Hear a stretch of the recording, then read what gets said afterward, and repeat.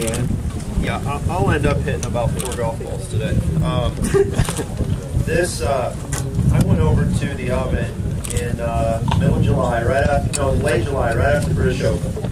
And, so why don't you come over, test out, next year's stuff, and we got a couple new drivers, and it's always exciting, because I live in Dallas, which is about a little under an hour over to the oven. And I always know when I'm going over there that one of my clubs is not going to make it back. Because invariably when something new comes out, they don't just put something new out because we need a 2010 driver. They put it out because it's better. And so I hit some balls, and Rob Burdick brings over the MachSpeed driver, and I start laughing.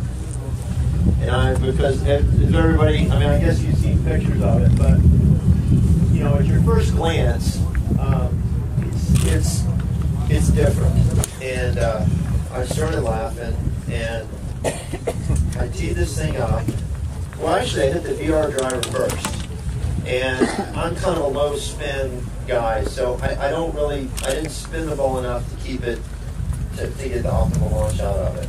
And I thought, well, I really like my Dynamo driver, and so everything's okay. And they said, well, we like it at the MachSpeed.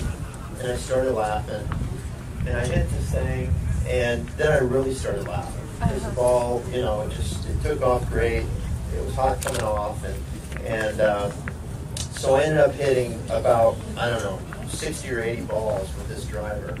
And the whole time just laughing. I went from saying there's no way in the world I can play this club to, and that's one of the reasons that was inspiration for the commercial. Those of you that saw it, I actually tried to take the driver from the oven, but they said no, you can't. It's not on the USGA list yet, and so when will it be on there? And I called either Rob Burdick or Rick Nichols pretty much every Monday at about 9 a.m. to find out if it was on the list yet, when's it getting on there, and this and that. So I bugged these guys to where they got it on the list.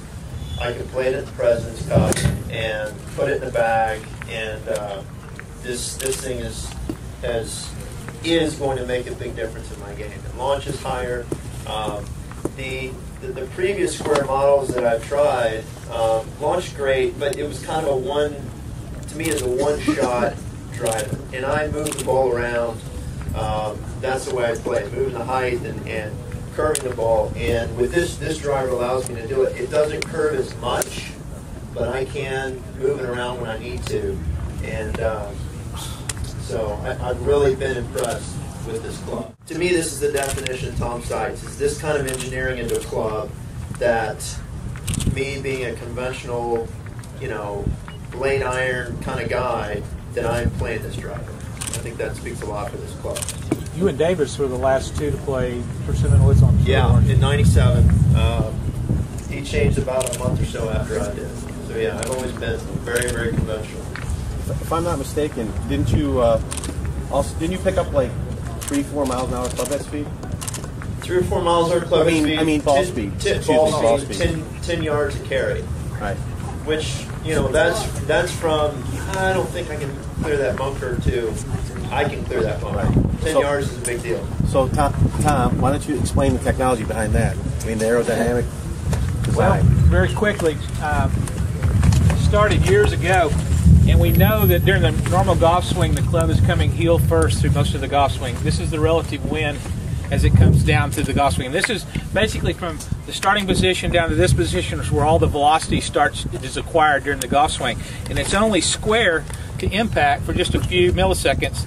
So aerodynamics across at impact is important, but even more important is during this speed generation section of the golf swing.